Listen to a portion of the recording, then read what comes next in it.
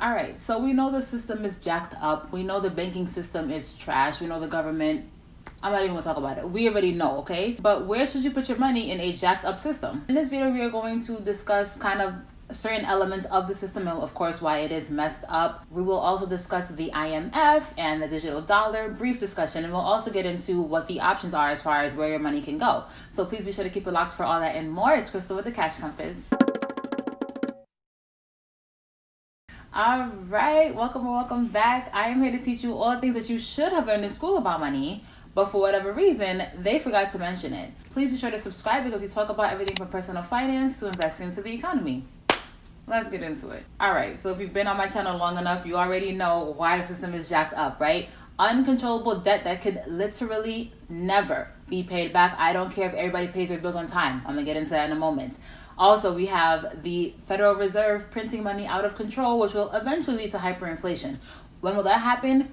Who knows, but we already know that that's possible. We need the velocity of money, so I'm gonna break it down in a second. Also, the FDIC, which is allegedly here to protect your money, but they don't even have 2% of the money that they actually claim to insure, right? So that plus a whole bunch of other things is why the system is not really safe, right? Because if you keep your money in the banks, you're thinking maybe up to $250,000 you are protected, but they don't even have that to give you. And if everybody's having the same issue, do you honestly think that you're gonna get your money? I don't know. It's probably not though. I've talked about this on my channel before, but just to kind of briefly explain the system that we have, it is a debt-based system, okay? What does that mean? That means money is loaned into existence. When you need a mortgage, you're going to go to the mortgage company. They're going to give you $300,000 for this loan, but that is what created the debt, right? The money wasn't just sitting there waiting for somebody to come use it. They had to create that money in order to give you that loan, right? So that might not sound like a big deal, but they only create enough money for the debt. They don't create enough money for the interest. Okay, so if everybody were to pay back their debt, there would still be interest due. And if you don't pay that interest, well, then your loan is technically not satisfied. So literally, it is mathematically impossible to pay back all debt. There's always going to be somebody who has to default because there's not enough money in the system to actually support the interest payments that everybody has to make. But even if there was, let's say that we could pay our debt back. We are $26 trillion deep. Where is that money going to come from? I want to show you guys the debt clock. And as you can see here, our debt to GDP, and GDP is our growth, okay? Our debt to GDP is 136.62%. What does that mean? That means for every $100 that we make as a country, it takes us $136 to actually make that.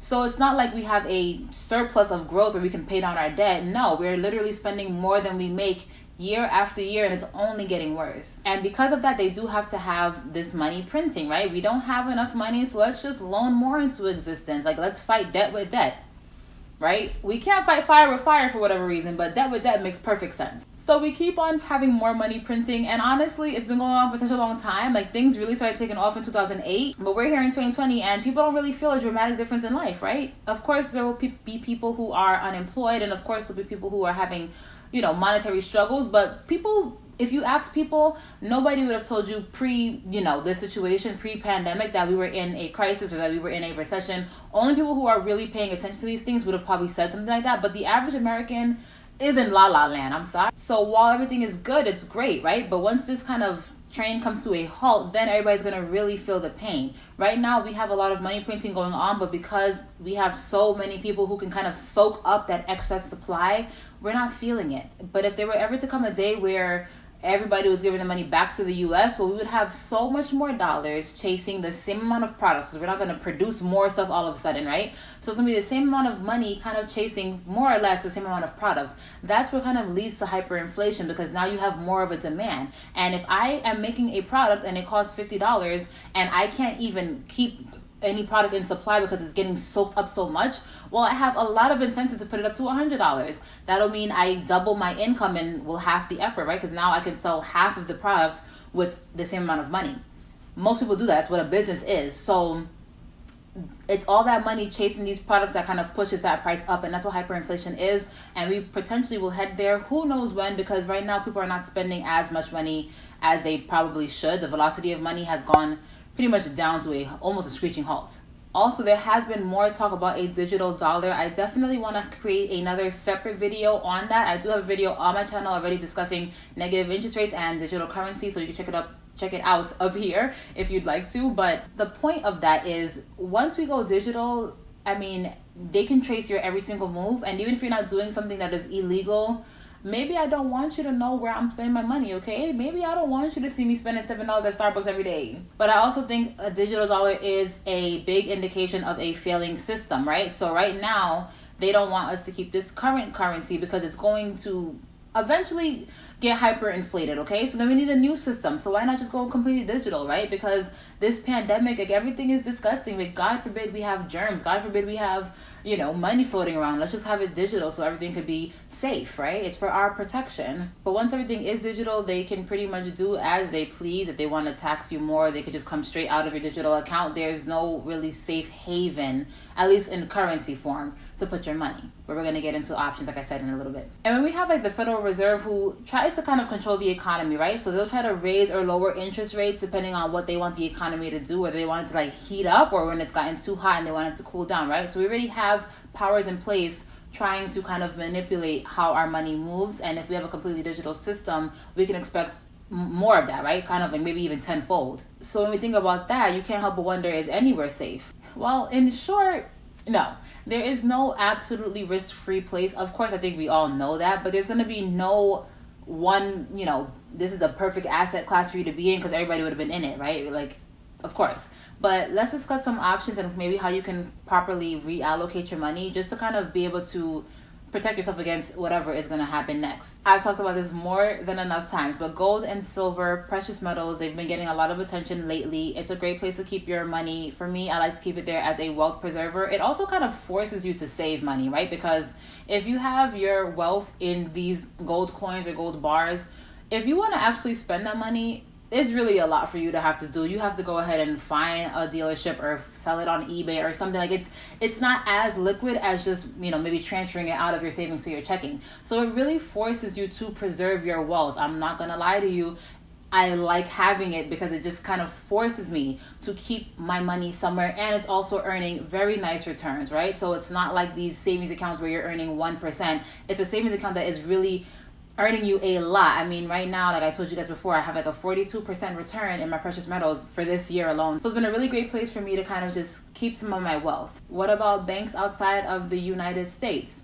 I know we always hear Swiss banks, and that's normally not like a good thing, but hear me out. Being geographically diversified is just as important as being diversified within your portfolio, right? Your intangibles and your tangible assets. So why not consider doing it in a different country? If you guys are from a different country, well, then it's even better, right? Because then you could possibly go there. Of course, you have to do a lot of research. I'm not just telling you to just go pick a country on a map and just fly there with some money. You want to do some research and see, okay, well, depending on what country I'm at, like let's say if I'm in Canada, can I go to a different country to keep my money somewhere else that'll be maybe safer or like maybe a different escape route, right? If you have businesses in different countries, well then of course it's a no-brainer. You should be keeping money there regardless. But at least you would have some alternatives. So if you did want to leave the country, it's not a matter of, okay, I got to bring money over there and I got to figure out what I'm going to eat. It's just a matter of, okay, let's get up and go and we'll figure out everything when we get there with the money that we already have there. So another way to be diversified.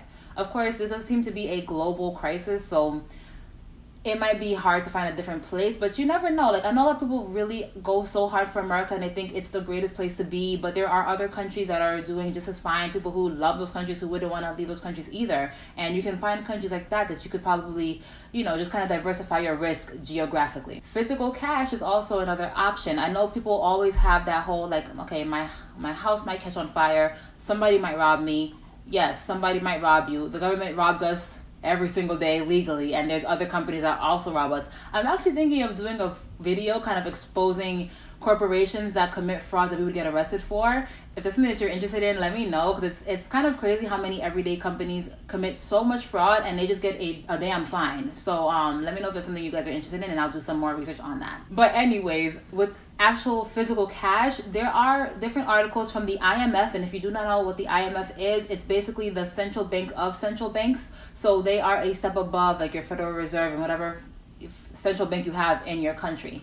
And they have released articles going into almost disgusting amount of detail about how they could take us to digital currency and how they could take our interest rates deeply negative, okay? They consider the paper cash, they call it like currency in the wild, or like cash in the wild. It was something crazy, like some sort of like, like wild beast, which is just like weird to me. But if that's what they're thinking about doing, right? If they're thinking about like having cash as some sort of like mysterious cash because they want to put like barcodes or some way to track actual paper currency, if we still have a paper currency system, they actually want to track the ones that they newly print out, and the cash that doesn't have those barcodes or whatever on them are going to be currency in the wild. So again, this is like highly speculative. I mentioned this in like one of my other videos, but if you have that cash, that could actually come at a premium if this is what they have planned for us. And even if they don't have that, like even if we don't get like super crazy in that way, it's always good to have physical cash on you in general, because you don't know if there's going to be bank failures. There have been pockets of bank failures around the world where people are trying to get their money and the bank is like, no. And that's it, like, they're just telling people no. So you don't want it to be you, and you have people to feed in your family, you have yourself to feed, you have bills to pay. I mean, it's always good to have something on you. You don't want to have all your eggs in one basket. We always hear that, so take heed. What about real estate, right? Some people will tell you you're crazy to buy real estate right now because, a lot of indicators suggest that we're at the top of the market and it's not a good idea. And like I've said, I've mentioned that in this video up here talking about real estate and if I would buy right now or not. But, yeah, definitely. I think there'll be opportunities later on to actually get better deals. But let's say you were somebody who just didn't care and you needed to move, you needed to get into a new house, you just bought a new house. Well, at least no matter what, you have somewhere to live, right?